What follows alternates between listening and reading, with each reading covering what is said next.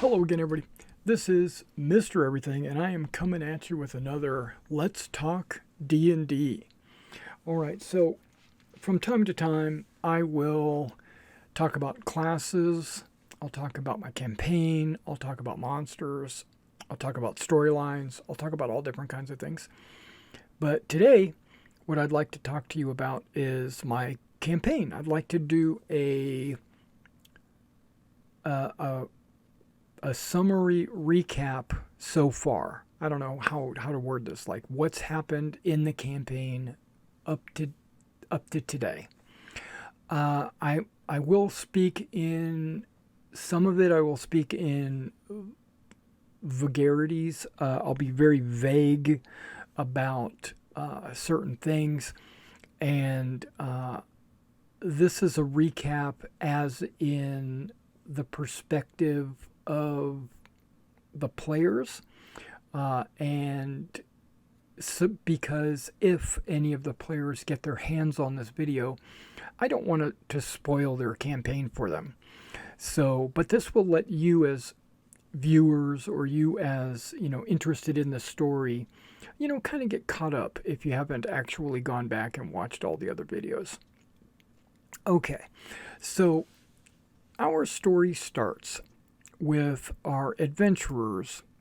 Now, a disclaimer, I will have to say that over the course of this campaign, we've had a number of people make characters and either never play or dropped out after, a short amount of time with the campaign.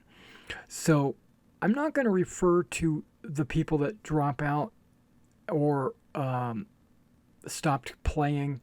I'm just going to refer to the adventuring party as the players or the party, and that will include anybody that had dropped out or has been added to the campaign.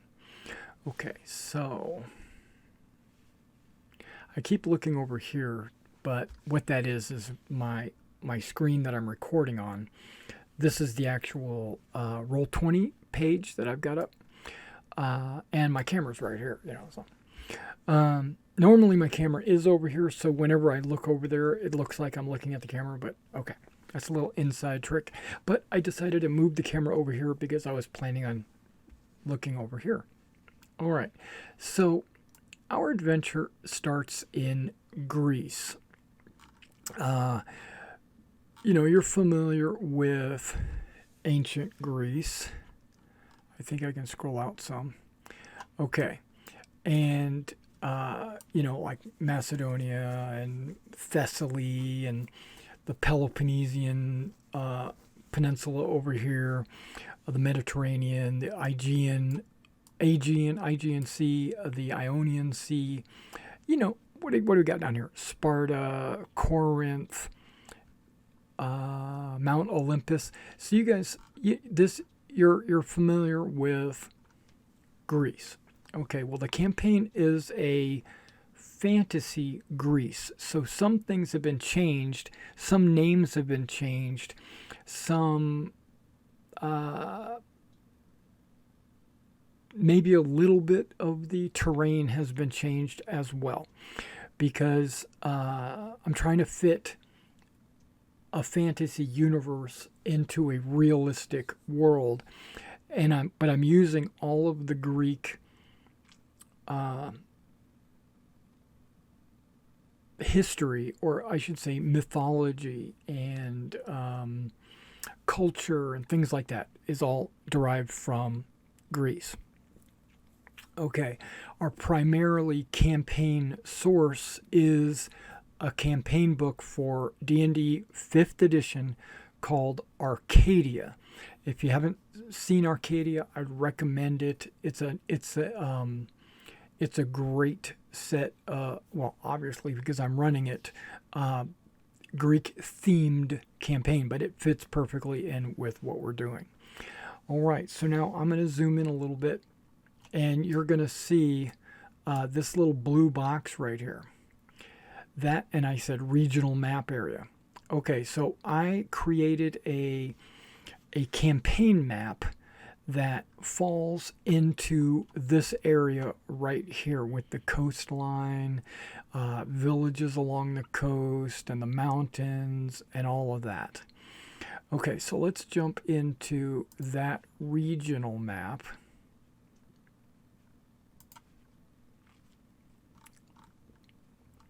Okay, now this is the zoomed in portion of that map, right? I put it on a hex map because I believe hexes are the perfect movement method when it comes to outdoors, right? When it comes to outdoors, hexes are better than squares. Indoors, dungeons, hallways, passages, rooms, squares work really well for that. But when it comes to outdoors, where you got like 360-degree movement, I would say hexes are best. All right, now each hex is a league, or about 3 miles, meaning that the normal person in Greece is going to move 1 hex an hour. Now, in rough terrain or whatever, it's going to be doubled, right? Unless you're a ranger, that has favored terrain. They have a druid of the coast. So whenever they need to move along the coast or do anything along the coast, he's going to give them major advantages. Okay, so the campaign starts up here near Ithia. Ithia is 100% fictional. Ellis is a real town. Olympia is a real town. I think Leprium is actually a real town. But the rest of this is all fake. Okay. Except like I placed the rivers where I thought they would be, based on some of the terrain that's in the area, and I planted some trees where I thought they would be, etc. Okay, so Ithia is a major city. The players go into Ithia. They're traveling together, not as friends, but just everyone knows they're like maybe they were coming from Ellis or maybe they're coming from the woods. That's irrelevant because it's pre-campaign, right? So they met on the road and they started heading to Ithia as just it's better to travel as a group. So they go into Ithia. Now, understand that this campaign has been going on for a few weeks now, so this recap might take more than just a couple of minutes. Okay. But I'm going to try to keep it brief. But it's just so you can know the main story or where everything's at. Okay, so they travel into Ithia. They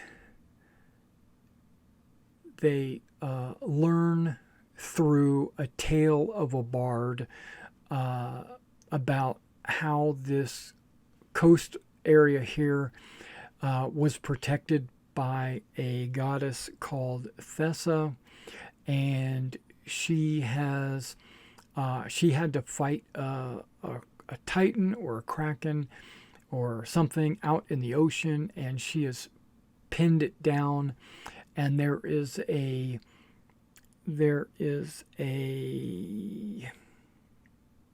not a fate, like a foretelling, like an omen that, or not a destiny. What's the word I'm trying to look for? Like a prediction that in the future there was going to be big storms in the area, and then it was going to be dark days for everybody. Okay, well, recently, over the last month or so, the players learn, because they're not necessarily from this area, they've just kind of worked their way into this area. They found that there has been, over the last month, some mysterious storms and some bad happenings in this area. There's been dark days, basically. So in the morning, they hear a message from a crier that says the king of Ilos, which is this town right here, this king of Ilos is looking for adventurers or heroes or saviors or something to rescue his daughter and bring her home. She is missing. And if anyone can accomplish this, they will be given 100,000 tridents. A trident is a silver, it's the coin of the realm, right? Everybody uses tridents. But it's silver. It's basically D&D silver. And so they think that's a good, just mission. It's, they decide to work together. It's they're working together as just because they don't know anybody else, and they all, befriended themselves on the road and in the town, in the tavern and stuff like that. And so they decide, okay, let's do this thing. Let's go down there. Let's save this guy's daughter. And they probably would have done it for a lot less, but the king is offering a ton of silver, right? 100,000 pieces. So they say, okay, let's do it. So they head down the road here, and they encounter a manticore on the road here. They defeat the manticore. They continue on. Now remember, each hex is about an hour's walk. So it was going to be all day by the time they got to this village, right? Because you only travel about 8 hexes per day, with rests and, breaking for lunch and all that. So they get to this village, which, first of all, was not on the map. That little red dot I added after they started, their journey. They were planning on making it to the river bridge, maybe, and then making camp and then heading on to Ilos the next day. But when they got there, there's actually a village. The village was besieged by these creatures called Marrow. So when they get to the village, they find out that it's being besieged by these creatures here called Marrow. They're not exactly the same as Marrow from Forgotten Realms. These Marrow are like man-sized sea monsters or whatever. They have the snake body and a they kind of look like Marrow from Forgotten Realms, but they just have different abilities, and they're more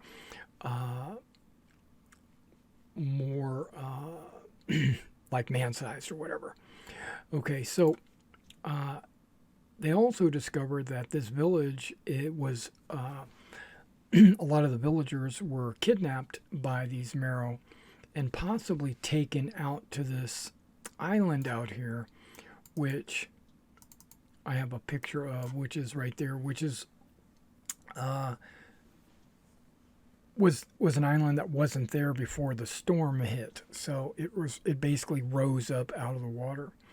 So the players take whatever broken boat they could get on the beach, and they head out there to rescue the villagers.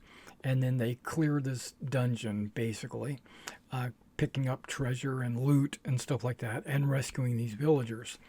And they bring them back to the village, and they were being turned into these Marrow. But by rescuing them, they were actually able to reverse the transformation. Then they stayed in the village that night, and since the villagers had nowhere else to go, they decided to accompany the players to Ilos. So in the morning, they gathered their belongings and they headed to Ilos. When they got to Ilos, they saw that there was a funeral procession. I've got right here the king's funeral. They basically saw that King Leandros, who is the king of Ilos, who is also the one that put out the request for adventurers, has passed away, and that they were going to have a funeral for him, and the players were invited by his son Hector to join them because he recognized one of the fishing villagers as a friend of his father. So he said, if you helped him, then you're a friend of our family. Let's go ahead and have you, you're welcome to join us to this funeral. They take the king out to the water and put him on a burning pyre and float him out into the water while it's burning. And they basically burn the king, leaving Hector, the son, to take over because his sister is not present. She's the one that was kidnapped and captured. She's also a powerful oracle, they find out. And so they decide to stay in town and do a little investigating to find out, what information they can learn about this daughter or whatever. And they also, the prince invites them to dinner to dine with him that night. They were going to have a funeral, a wake, basically, what do they call it? A mourning feast. And so, because they were adventurers and his father loved adventurers, he thought it would be a fitting farewell. So he brings the party in, and the party meet a number of different characters in town. The party meets a priestess of Thessa, and she tells them that if the players could recover the sword of Ilos that's been missing for a few generations, that it would restore faith in the people of Hector and his family. And so they figured, okay, yeah, let's do that, but let's go ahead and attend the feast. So they attend the feast, and they realize that they're not being fed a whole lot of food because this area around here has really been hit hard by these storms, and the crops are ruined. The food stores that they've had have been destroyed.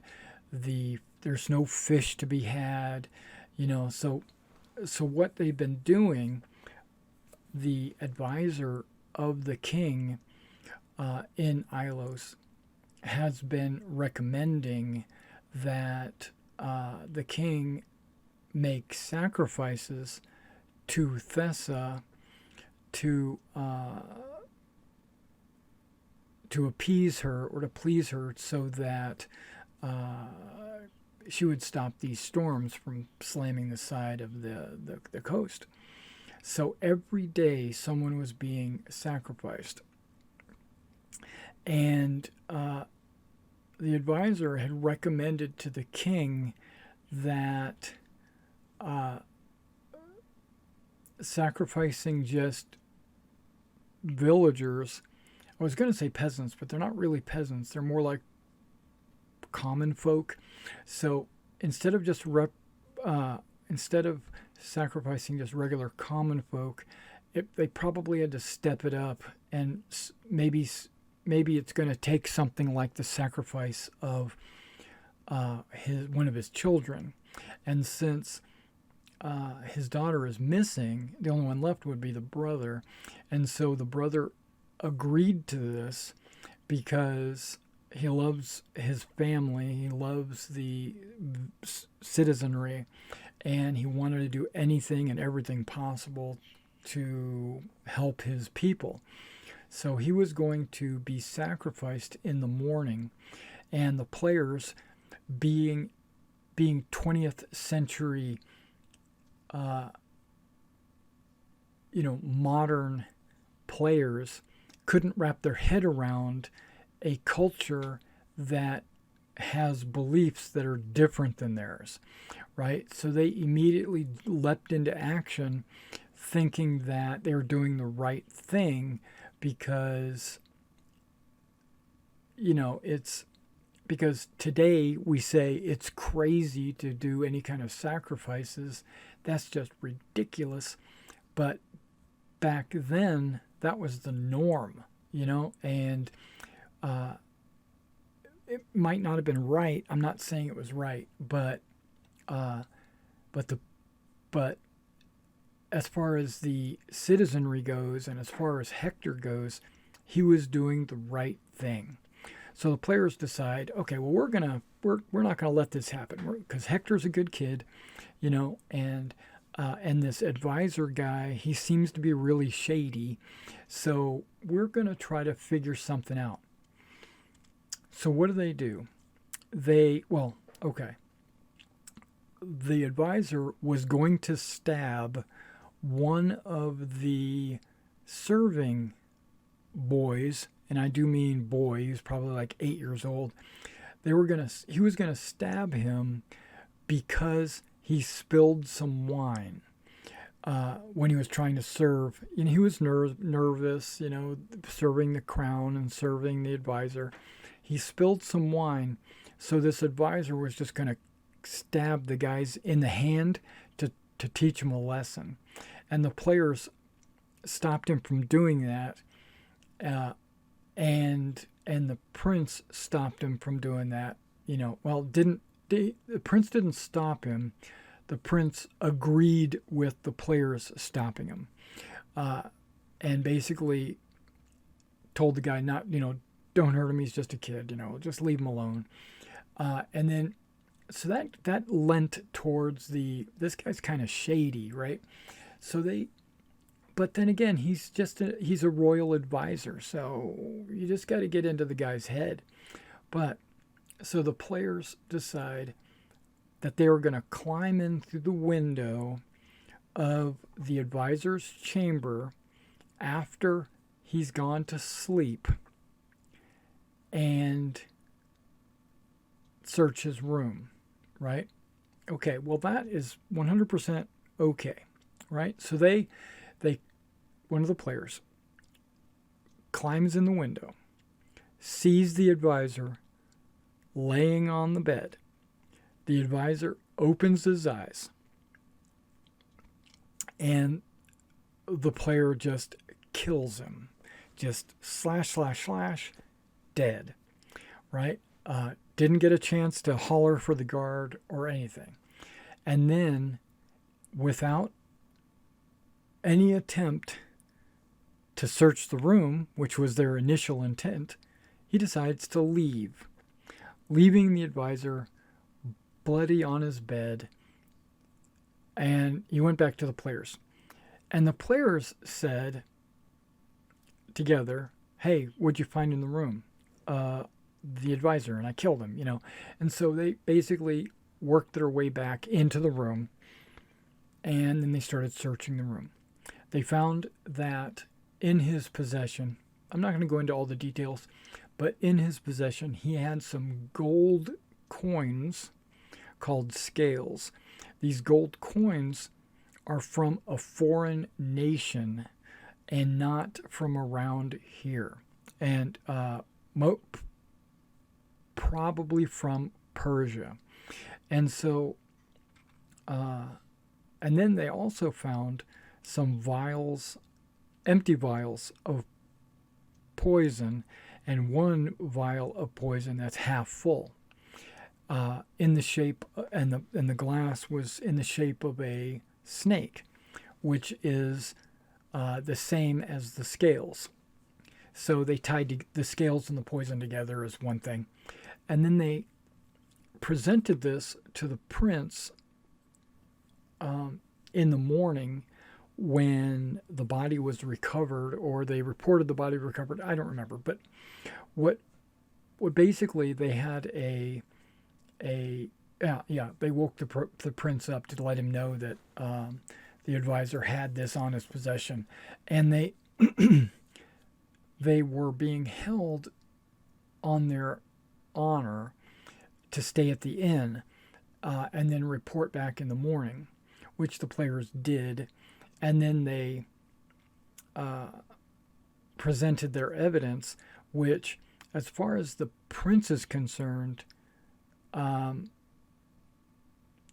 evidence is secondary to personal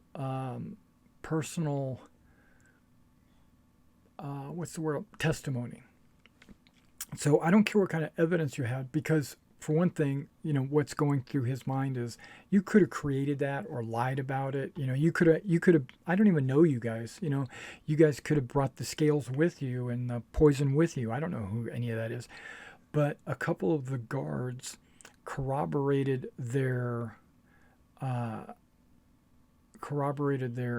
testimony by saying that, yes, they saw him communicating with the ship. There were some people on the ship. They saw him get paid.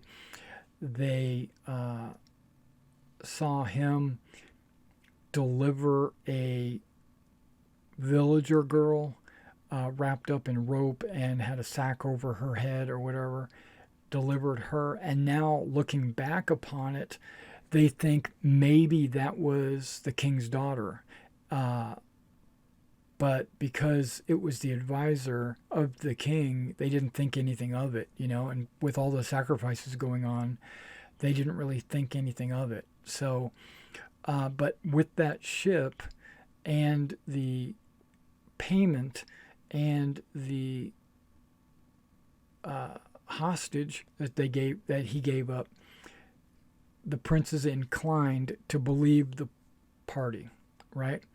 And then through memory, or just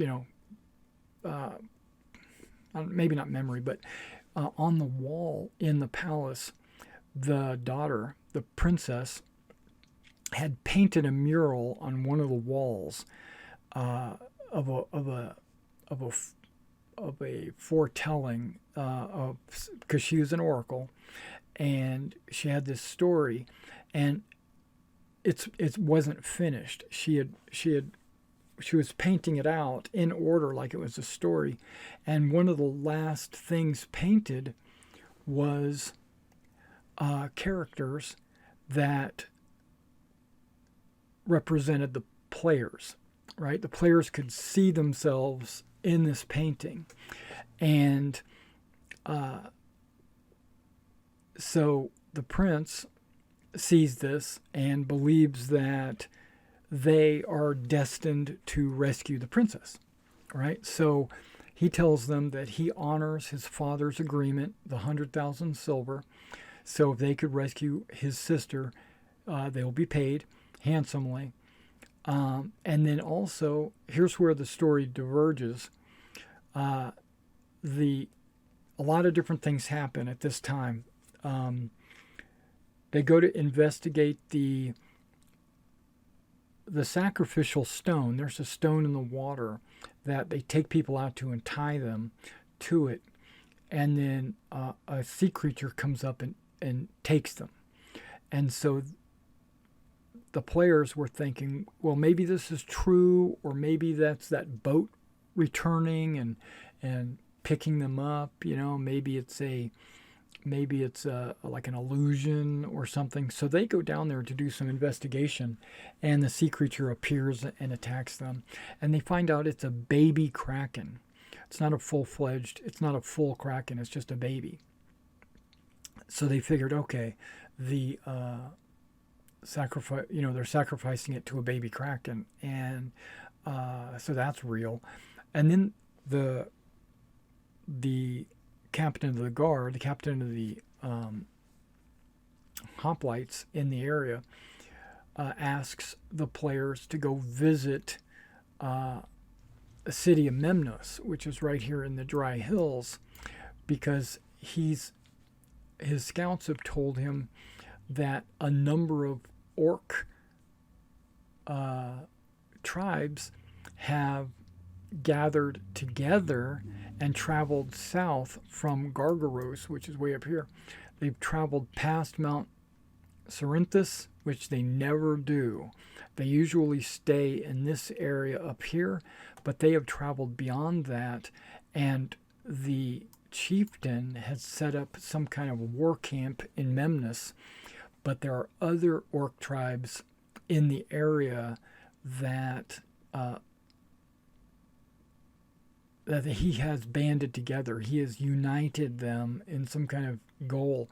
So the captain says, if you can bring his head to me, I will reward you. Okay, because that's going to be a big threat. And Ithia can't lend any help, right? So, okay. And he says, you don't have to do this. This is just a request. If you decide to do it, great. If you can't do it, that's fine. That's a side quest, basically. Okay, and the priestess says, don't forget the sword. You know, if you go get the sword from the tomb of Pacellus, which is right here, and bring it back, that's going to restore faith in Hector, because the villagers are starting to lose faith.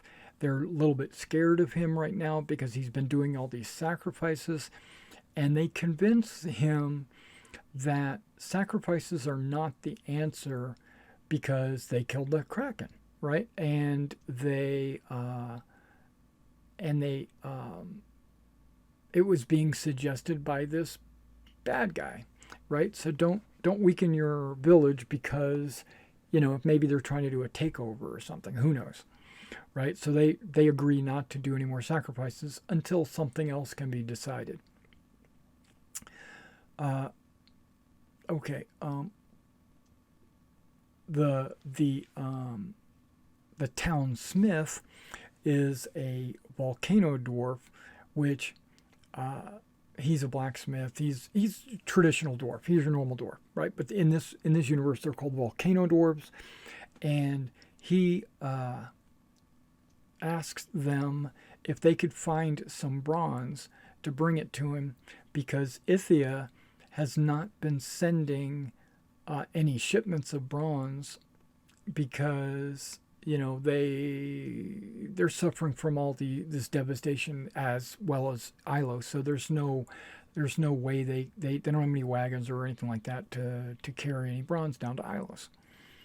So he says, if you can find some bronze and bring it back, you know, I'll make farming implements and tools and hammers and nails and stuff like that for the town, but I will also use a part of the bronze that you bring back to make any items that you need. So like if you need some armor or weapons or something like that, he would gladly make that for the players. So that's kind of a side quest.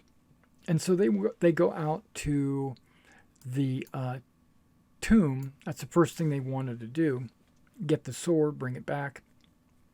On the way there, they get beset by some bandits. Actually, they don't get beset by bandits. The bandits have a roadblock, and they basically say, you know, you can't cross the river over here because, you know, we claim it.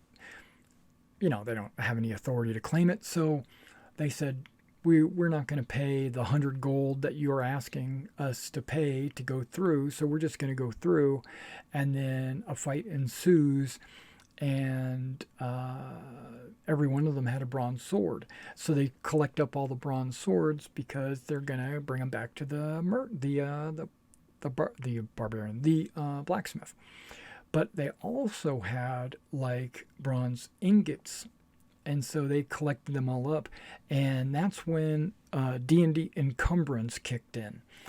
They just couldn't carry everything. There was a couple of gold coins, there was some armor, there was some weapons, there was, you know, just there was some grain.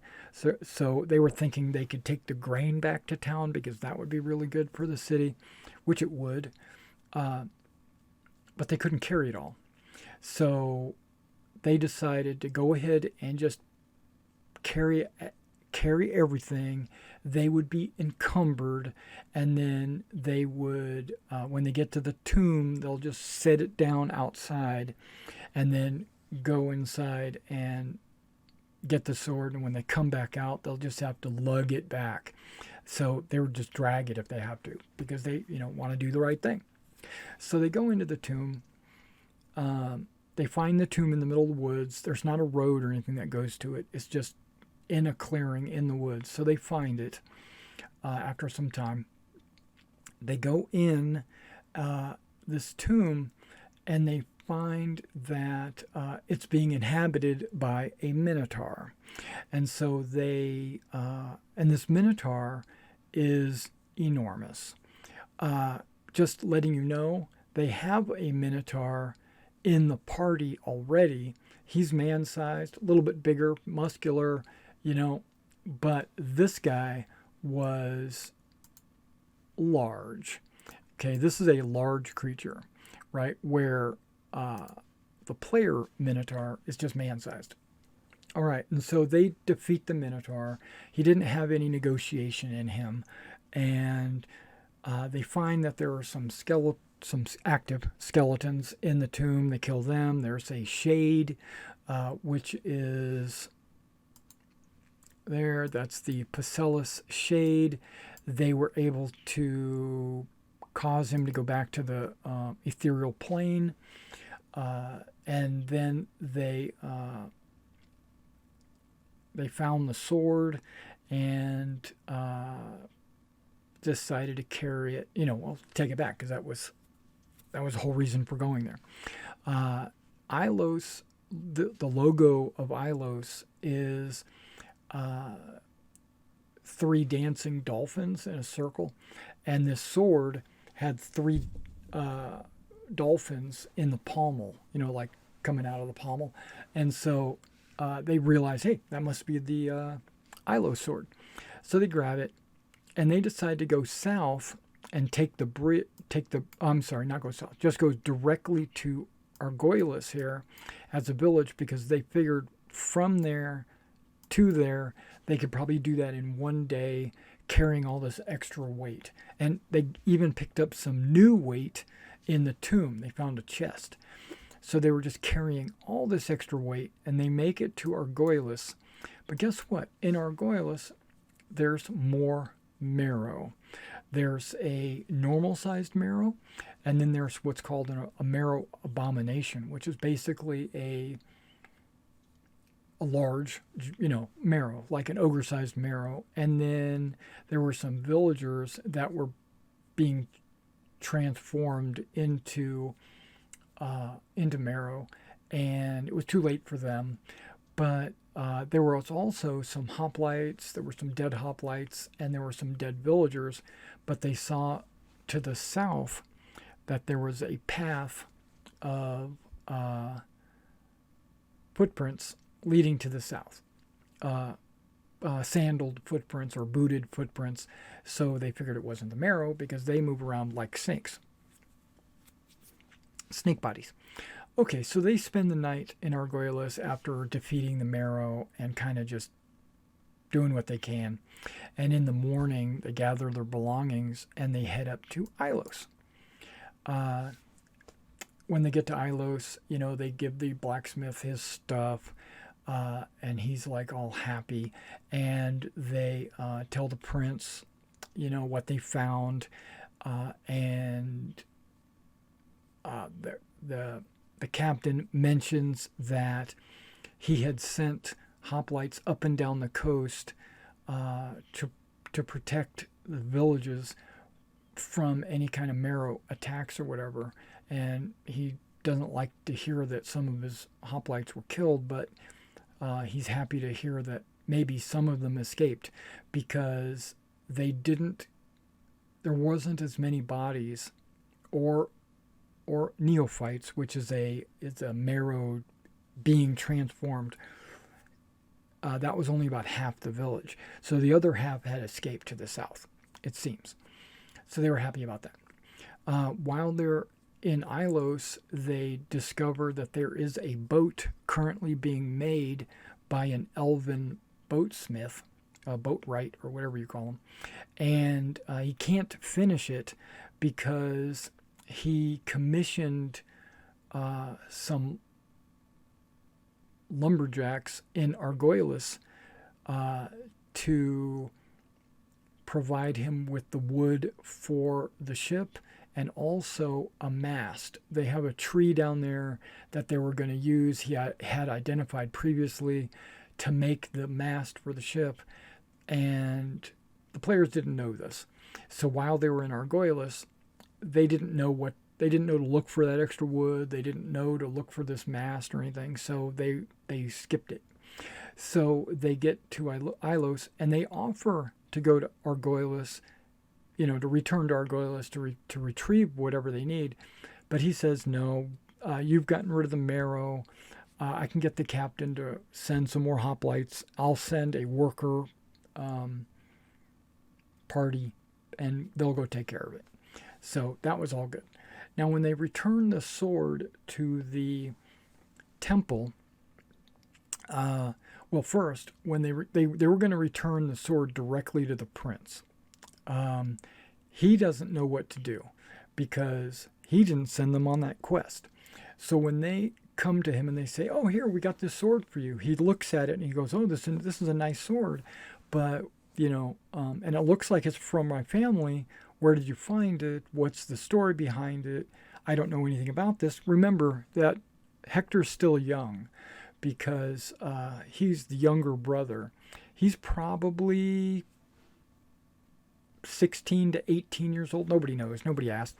So he doesn't know the full history of his family and all that. So he doesn't know anything about this sword. But he was thankful that they returned it. He's like, okay, cool. Appreciate it. But you should probably go talk to the priestess if she's the one that sent you on this quest to find out, the story behind this or whatever. So they go and tell the priestess, and then she rewards them with a sail. This is a sail made from the finest materials. It's a linen sail made with the finest materials. Has it's like a light blue with dancing dolphins. In game terms, it's a magic sail. But in reality, remember, magic is not really a thing in Earth, in Greece. So magic has to be explained as something natural or could have possibly been done this way. So what I'm saying is it's just a very well knit sail. The thread count is higher. The gaps between the thread is tighter, giving it 1 extra mile per hour. I think it says 1 extra mile per hour speed when used, and that's the magical effect. So what that means in game terms is they get to move instead of like 3 miles an hour, they're going to move 4 miles an hour. So they're going to be moving at an extra clip, because if they had a ship, which they don't, because they might get a ship to go up and down the coast or something. Who knows? But that's all she had. She had a sail. They call it an Ithian sail because Ithia right here is where it was made. Okay, so from there, I might be missing a few things because I'm doing this all off the top of my head. From there, they decide that they're going to decide to either talk to, let's zoom in just a little bit so you can see that. They need to go talk to Ataland, which is a centaur huntress. She would know where to find the Fates. The Fates would be able to tell the players where the daughter is. So it's like a chain of events. They need to go to Atalanda's domain, find her, and talk to her, and then she needs to be persuaded to give them information of where the Fates are. And they say that she would know because she roams the land and she lives off the land and lives out in the wilderness, and she's been here a long time, so she has knowledge of the area and stuff like that. So, but to convince her, or to get an advantage on convincing her, they recommend that they get a great creature as a gift, like a great boar or a great stag or something like that, as a gift to give to Ataland so that they could sway her better to agree to give them the information about the fates. So that's another quest. Okay, but in the meantime, they figured it was important to go to Memnos to deal with this orc, because that seems like it's an immediate threat. Like if they've moved this far from Mount Gargaros all the way down here, and they're scattered throughout this area, it might be a very bad thing. So they decide, okay, let's head out and start going there. And so they decide to make a beeline trip up to Memnos. They figured they're not going to make it all the way. They're going to probably have to stop right before, or maybe they can make it all the way. It just depends on how it transpires. They probably could have made it all the way if this didn't happen. Right there on the edge of the woods, where you can see where it says Plagued Village, they run into a ruined village, run down, and then they go in to this village to kind of scout it out, but also it's on the way. So they go through there, and then out of nowhere, these plague zombies get up and start attacking the players. They defeat the plague victims, right, without catching the plague themselves, and they search the temple, and the temple has some tribute to Hades, some lead coins and some flowers and some fruit, which has all been decayed. It's all ruined, but and the lead coins aren't worth carrying because they weigh so much. But they find a merchant there who's looks like he's the cause of the plague, possibly. And so they pile the bodies up, they burn them, because they don't want the plagued village to be, they don't want it to grow or, get into the wilderness or whatever. So they basically do a little cleanup job. And then they take a rest, right? And then they continue on. And because they had to take that extra rest, that basically kept them from going one extra square. So they actually had to stop one square. This is the party token. This token, you can't see it off the screen. I keep that on the GM layer, and this is what the players see, and this is what I see. So I put it out in the ocean when it's not important, but sometimes the player token and the DM token are not always exactly in the same place, because as they travel cross country, they have to make survival tests to see if they're heading in the right direction. And if they're not, like if they fail their survival test, I will roll a directional die, and I will move this token into a hex, and they won't necessarily know that. And then when they continue on, then I'll move this in parallel with them until they need to make another survival test for another whatever. Or maybe if they run into a road or a mountain or a forest or something like that, I would be able to tell them, hey, you're hitting a forest. Well, that's not where our token is. Well, maybe that's not where you're at. But they can actually see this mountain off in the distance. Give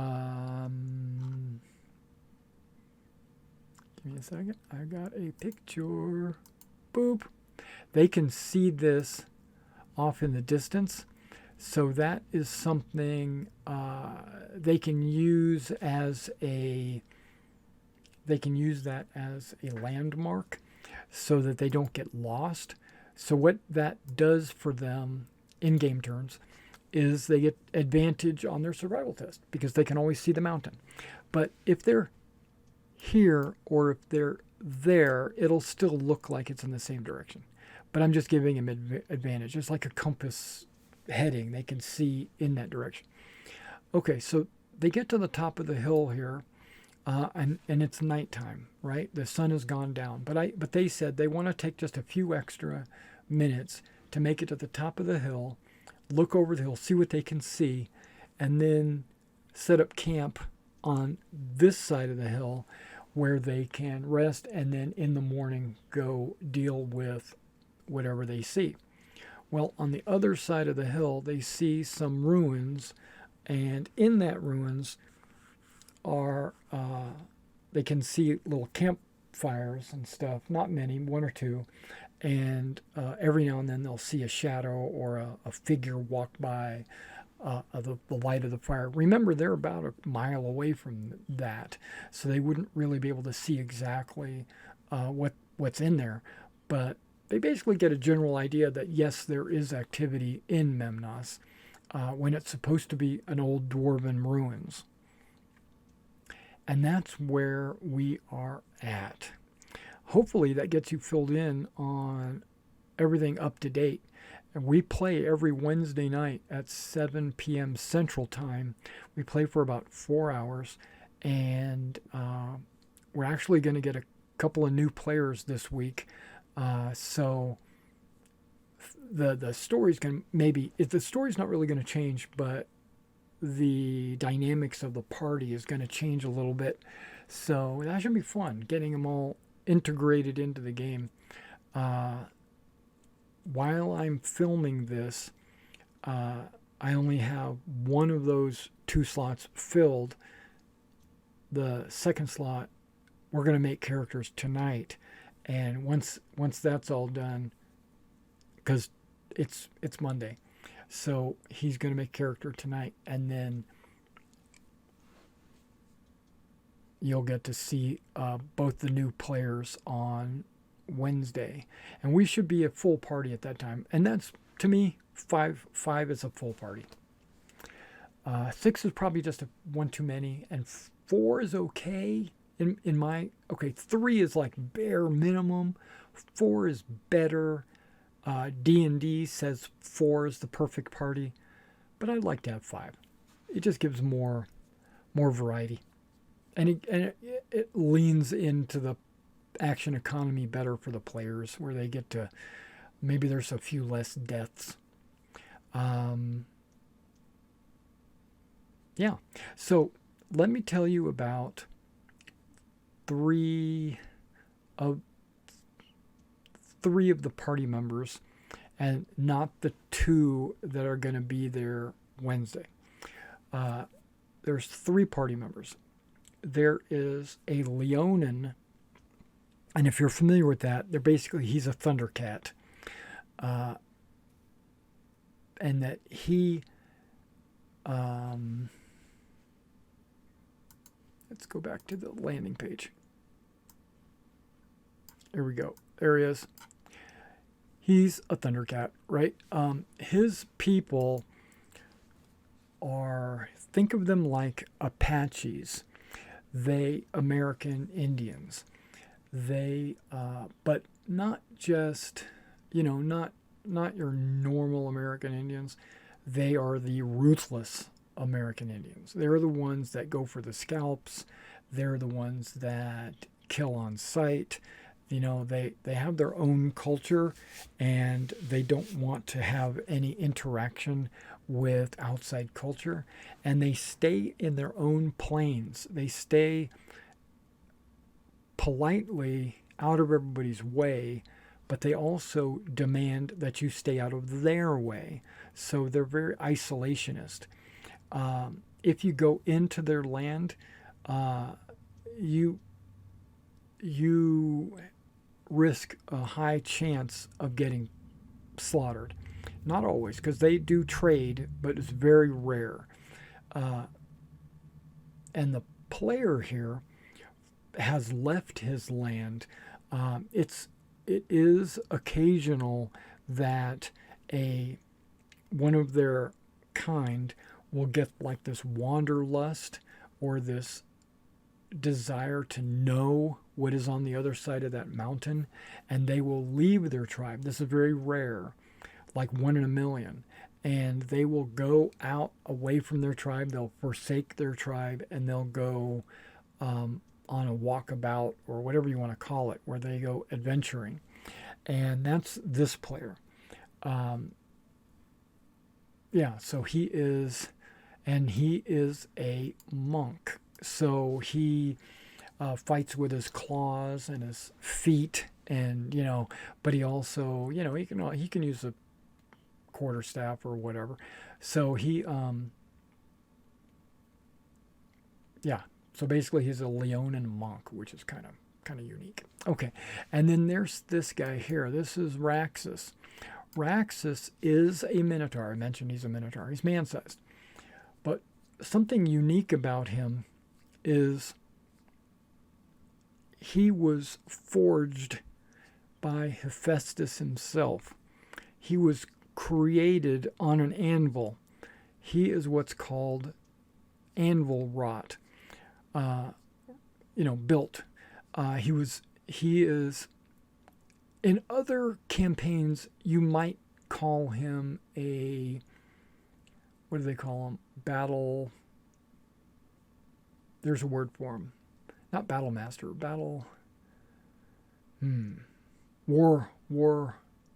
warforged, right? Okay. Yeah, in other campaigns, they might call him a warforged, but that's not what he is. He's not. I mean, he technically is built, but he's built with such skill. Remember, Hephaestus is the god of forgery, like blacksmithing and stuff like that.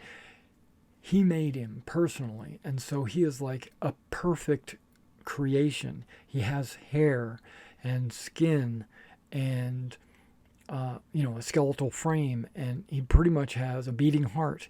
He has eyes and ears and nose and everything. He has everything like that, but he's still manufactured.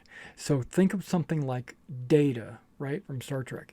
He's an android, but still 100% humanoid features, but you could still tell that he's an android. Same thing with Raxus. He's a Minotaur. He looks exactly like a Minotaur. He acts exactly like a Minotaur. But if you look really closely, you can see seams and hinges and stuff like that. So, yeah, it's pretty cool. All right, and then there is Gallus. Gallus is kind of a unique character class for this campaign. He's playing a rogue, okay? A rogue, but the subclass is called Odesian. So what that does is it makes him a fighter. So think of a dual class like a rogue fighter. That's what he is, because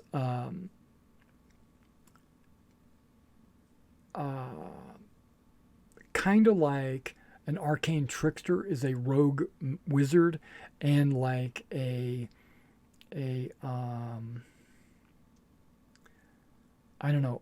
arcane, like a Eldritch Knight is a fighter wizard. The Odesian is a fighter rogue.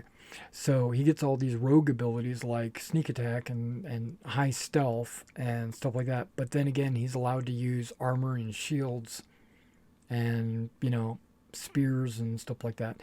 He actually gets to use a spear as a dex weapon.